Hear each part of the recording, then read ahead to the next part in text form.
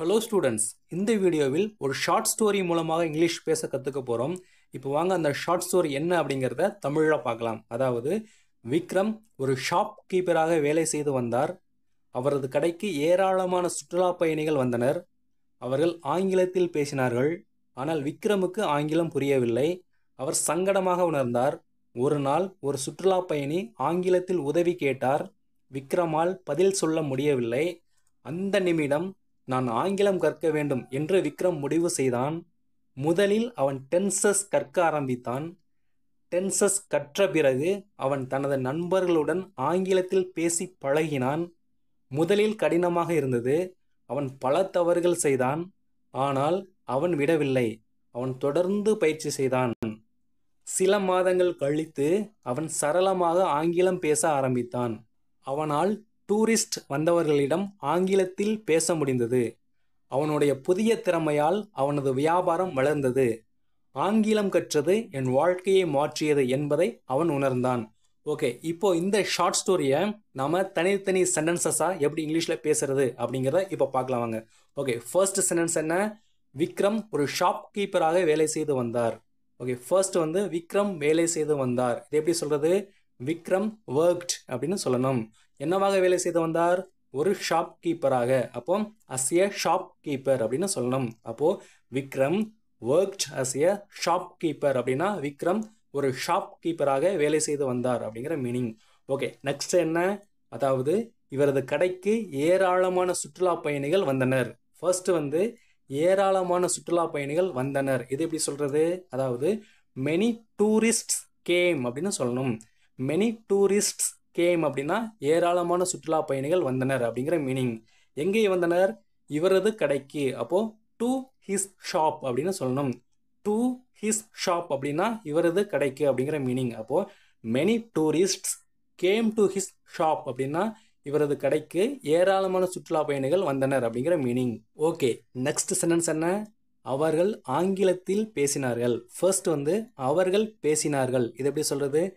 தே spoke அப்படின்னு சொல்லணும். தே spoke அப்படின்னா அவர்கள் பேசினார்கள். எந்த மொழியில் பேசினார்கள்? ஆங்கிலத்தில். அப்போ இங்கிலீஷ். அப்போ தே ஸ்போக் இங்கிலீஷ் அப்படின்னா அவர்கள் ஆங்கிலத்தில் பேசினார்கள் அப்படிங்கிற மீனிங்.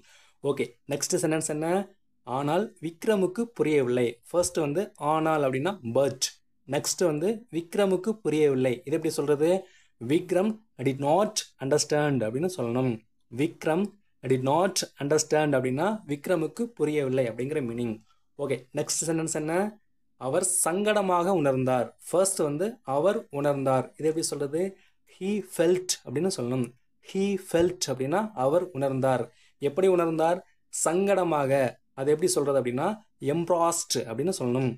எம்ப்ராஸ்ட் அப்படின்னா சங்கடமாக அப்படிங்கிற மீனிங். அப்போ ஹீ ஃபெல்ட் எம்ப்ராஸ்ட் அப்படின்னா அவர் சங்கடமாக உணர்ந்தார் அப்படிங்கிற மீனிங். ஓகே, நெக்ஸ்ட் சென்டென்ஸ் பாருங்க. ஒரு நாள் ஒரு சுற்றுலா பயணி உதவி கேட்டார். ஃபர்ஸ்ட் ஒரு நாள். அப்போ ஒன் டே. நெக்ஸ்ட் ஒரு சுற்றுலா பயணி. அப்போ ஏ டூரிஸ்ட். நெக்ஸ்ட் உதவி கேட்டார். இது எப்படி சொல்றது? ஆஸ்ட் ஃபார் ஹெல்ப் அப்படின்னு சொல்லணும்.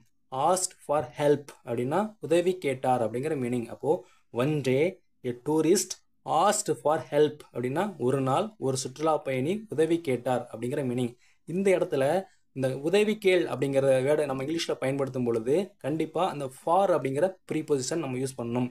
ஓகே, நெக்ஸ்ட் சென்டென்ஸ் பாருங்க. அதாவது விக்ரமால் பதில் சொல்ல முடியவில்லை. ஃபர்ஸ்ட் விக்ரமால் முடியவில்லை. இது எப்படி சொல்றது? சிம்பிள் பாஸ்ட் டென்ஸ்ல சொல்லணும். சரிங்களா? அப்போ விக்ரம் குட் நாட் அப்படின்னு சொல்லணும்.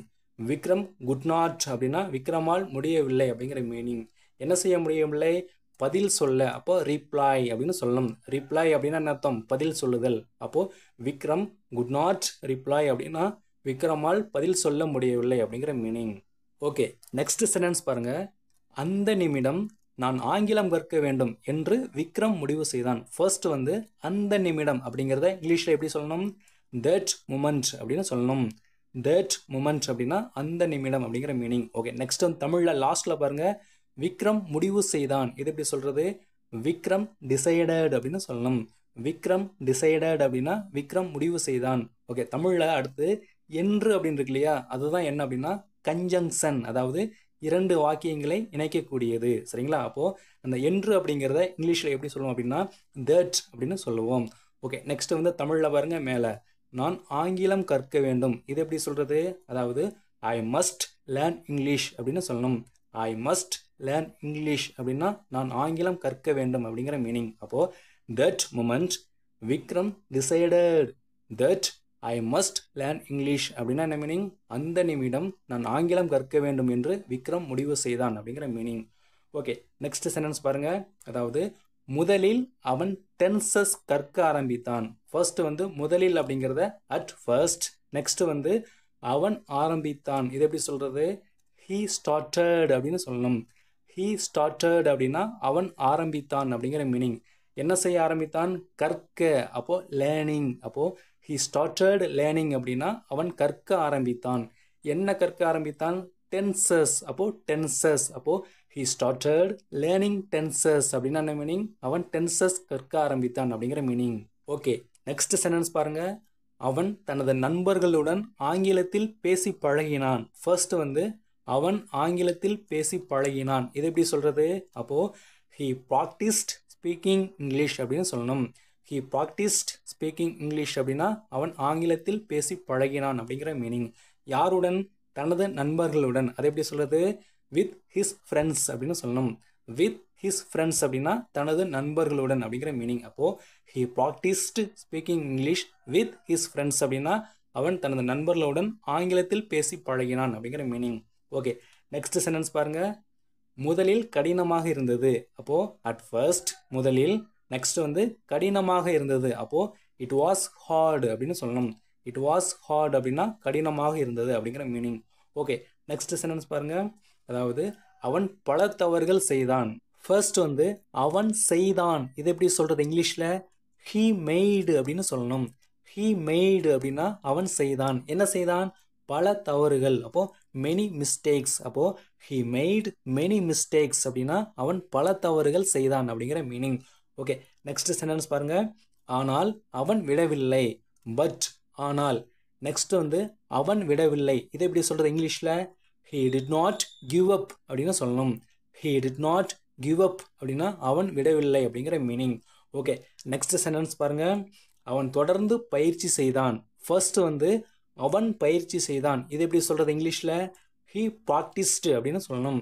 he practiced அப்படின்னா அவன் பயிற்சி செய்தான். எப்படி? தொடர்ந்து. அப்போ கண்டினியூஸ்லி. அப்போ he practiced continuously அப்படின்னா என்ன மீனிங்? அவன் தொடர்ந்து பயிற்சி செய்தான் அப்படிங்கிற மீனிங். ஓகே, நெக்ஸ்ட் சென்டென்ஸ் பாருங்க. சில மாதங்கள் கழித்து அவன் சரளமாக ஆங்கிலம் பேச ஆரம்பித்தான். ஃபர்ஸ்ட் வந்து சில மாதங்கள் கழித்து. இது எப்படி சொல்றது? a few months later அப்படின்னு சொல்லணும். a few months later அப்படின்னா சில மாதங்கள் கழித்து. நெக்ஸ்ட் வந்து அவன் ஆரம்பித்தான். இது எப்படி சொல்றது? அதாவது he started அப்படின்னு சொல்லணும். he started அப்படின்னா அவன் ஆரம்பித்தான். என்ன ஆரம்பித்தான்? ஆங்கிலம் பேச. அப்போ ஸ்பீக்கிங் இங்கிலீஷ் அப்படின்னு சொல்லணும். ஸ்பீக்கிங் இங்கிலீஷ் அப்படின்னா ஆங்கிலம் பேச அப்படிங்கிற மீனிங். எப்படி? சரளமாக. அப்போ ஃப்ளூவென்ட்லி அப்படின்னு சொல்லணும். ஃப்ளூவென்ட்லி அப்படின்னா மீனிங் சரளமாக அப்படிங்கிற மீனிங். அப்போ a few months later he started speaking English fluently அப்படின்னா மீனிங் சில மாதங்கள் கழித்து அவன் சரளமாக ஆங்கிலம் பேச ஆரம்பித்தான் அப்படிங்கிற மீனிங். ஓகே, நெக்ஸ்ட் சென்டென்ஸ் பாருங்க. அவனால் டூரிஸ்ட் வந்தவர்களிடம் ஆங்கிலம் பேச முடிந்தது. ஃபர்ஸ்ட் வந்து அவனால் முடிந்தது. இது எப்படி சொல்றது? he could அப்படின்னு சொல்லணும். he could அப்படின்னா அவனால் முடிந்தது. என்ன செய்ய முடிந்தது? ஆங்கிலம் பேச. அப்போ ஸ்பீக் இங்கிலீஷ் அப்படின்னு சொல்லணும். he could speak English அப்படின்னா மீனிங் அவனால் ஆங்கிலம் பேச முடிந்தது அப்படிங்கிற மீனிங். யாரிடம்? டூரிஸ்ட் வந்தவர்களிடம். அதை எப்படி சொல்றது? டு த டூரிஸ்ட்ஸ் அப்படின்னு சொல்லணும். ஓகே, நெக்ஸ்ட் சென்டென்ஸ் பாருங்க. அவனுடைய புதிய திறமையால் அவனது வியாபாரம் வளர்ந்தது. ஃபர்ஸ்ட் வந்து அவனது வியாபாரம் வளர்ந்தது. இது எப்படி சொல்றது இங்கிலீஷ்ல? his business grew அப்படின்னு சொல்லணும். his business grew அப்படின்னா அவனது வியாபாரம் வளர்ந்தது. எப்படி? அவனுடைய புதிய திறமையால். இந்த இடத்துல வந்து அவனுடைய புதிய திறமையின் காரணமாக அப்படிங்கிற மீனிங். சரிங்களா? இது எப்படி சொல்றது இங்கிலீஷ்ல? Because of his new skill அப்படின்னு சொல்லணும். இந்த இடத்துல பிகாஸ் ஆஃப் அப்படின்னா என்ன மீனிங்? காரணமாக அப்படிங்கிற மீனிங். அப்போ because of his new skill அப்படின்னா என்ன மீனிங்? அவனுடைய புதிய திறமையின் காரணமாக அப்படிங்கிற மீனிங். ஓகே, நெக்ஸ்ட் சென்டென்ஸ் பாருங்க. ஆங்கிலம் கற்றது என் வாழ்க்கையை மாற்றியது என்பதை அவன் உணர்ந்தான். ஃபர்ஸ்ட் வந்து அவன் உணர்ந்தான். இது எப்படி சொல்றது? he realized அப்படின்னு சொல்லணும். he realized அப்படின்னா அவன் உணர்ந்தான். நெக்ஸ்ட் வந்து என்பதை அப்படின்னு இருக்கு இல்லையா, அதுதான் என்னது? கன்ஜங்ஷன், அதாவது இரண்டு வாக்கியங்களை இணைக்கக்கூடிய இணைப்பு சொல். இதுக்கு முன்னாடி என்று அப்படின்னு பார்த்தோம் இல்லையா, அந்த என்று என்பதை எல்லாம் ஒரே மீனிங் தான். சரிங்களா? அப்போ என்பதை அப்படிங்கிறது எப்படி சொல்லணும் இங்கிலீஷில்? அதாவது தட் அப்படின்னு சொல்லணும். தட் அப்படிங்கிறது என்னது? கன்ஜங்ஷன், அதாவது இரண்டு வாக்கியங்களை இணைக்கக்கூடியது. ஓகே, ஃபர்ஸ்ட் பாருங்க தமிழில், அதாவது ஆங்கிலம் கற்றது என் வாழ்க்கையை மாற்றியது. இது எப்படி சொல்றது? அதாவது learning English changed my life அப்படின்னு சொல்லணும். Learning English changed my life அப்படின்னு என்ன அர்த்தம்? ஆங்கிலம் கற்றது என் வாழ்க்கையை மாற்றியது அப்படிங்கிற மீனிங்.